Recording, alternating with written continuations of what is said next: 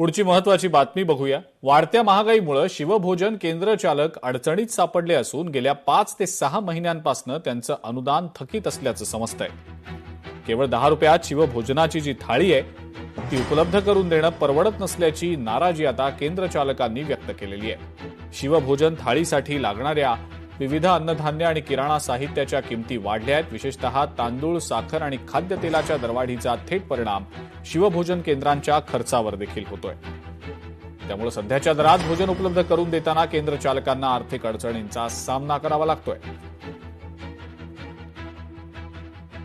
माजी मुख्यमंत्री उद्धवजी साहेब यांच्या कार्यकाळात सुरू झालेली शिवभोजन योजना अत्यंत चांगली योजना ग्राहकांपर्यंत पोहोचण्यासाठी आम्हाला त्या दिवसापासून 30-40 रुपये अनुदान व 10 रुपये ग्राहकाकडून घेणे असे बंधन असले, पण आजपर्यंत 8 ते 9 वर्षापासून सदर योजना त्याच भावात चालू असून ती न परवडण्यासारखी आहे। कारण महागाई। लोकशाही मराठी ऐका, पहा, जागरूक रहा।